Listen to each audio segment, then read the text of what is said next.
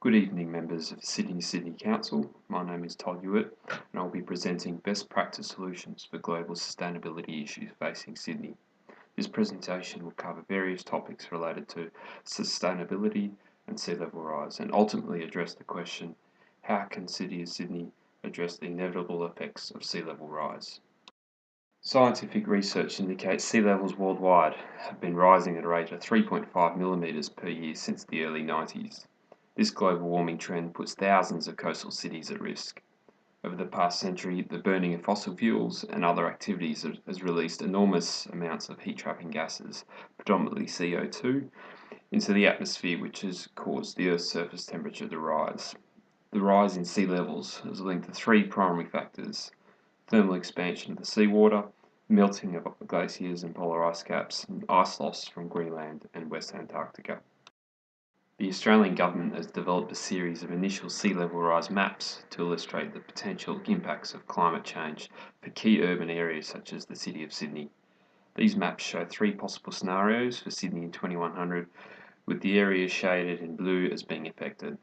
The medium and high scenarios show an increasing amount of area affected by sea level rise, particularly within Woolloomooloo Bay, Sydney Cove, Darling Harbour and Rozelle Bay.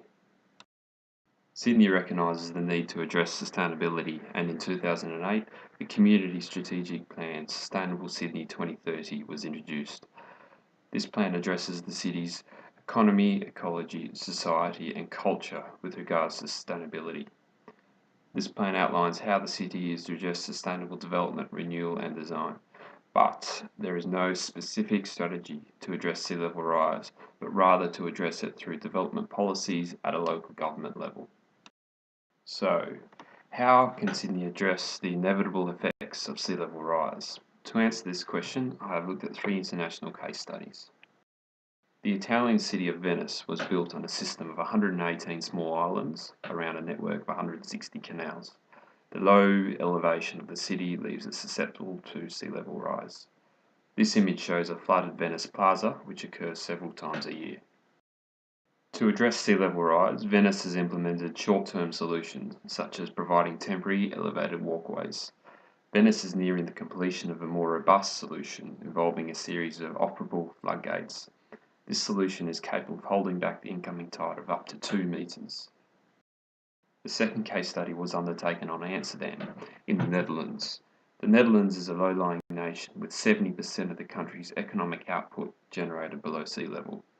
Currently, the country uses an expansive system of dams, dikes and dunes to minimise the effect of flooding. To address sea level rise, Amsterdam is looking to implement a number of strategies, including creating floodplains for rivers, rebuilding mangrove swamps as buffers against the sea, reclaiming land and building public recreation areas, and dumping piles of sand offshore to create sand engines shifted by the tides. East Coast cities of the USA, such as Boston, are susceptible to sea level rise due to their low-lying positions and sinking nature of the tectonic plate which they have positioned. Boston is a city that has been devastated by recent natural events and now has plans for tackling sea level rise. This image shows the extent of inundation if Boston wants to do nothing to address sea level rise by 2100. Boston has plans to copy Venice and Amsterdam and turn their city into a city of canals. Rather than preventing water from entering the city, their plan was to let water in. The city is looking to convert the city's historic district, Back Bay, into a network of canals. The canals would mitigate sea level rise by draining water into the low-lying back alleys. So my recommendations to the City of Sydney would be to use a combination of natural sea level and tidal barriers along with creating permanent canals and dredging bays.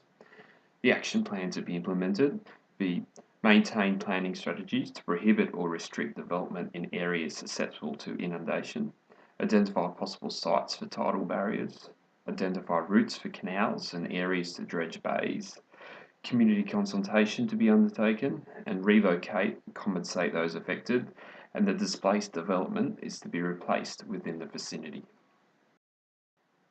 This shows an area that would benefit from dredging to create a larger bay rather than a tidal barrier solution. Woolloomooloo Bay would be dredged, the existing mixed-use wharf would be maintained and extended to the edge of the new shoreline. This sea level rise map shows an area that canals may be able to be introduced to minimise the effects of sea level rise. This corresponding street map shows the proposed canal routes for the area shown on the previous slide. If the City of Sydney do not take any action to address sea level rise, there are a number of significant environmental, economic and social impacts to the city. The environmental impacts include areas of land will be covered by water and the natural habitats will be lost. The economic impacts include costs to private development will be significant due to land loss and damaged buildings. Parts of the city's infrastructure will be affected, including the ferry terminals, which will incur significant costs. The social impacts include housing loss and people displaced due to inundation, and housing costs will likely increase due to the loss of land, which will affect the affordability. Thank you for your time, and questions please.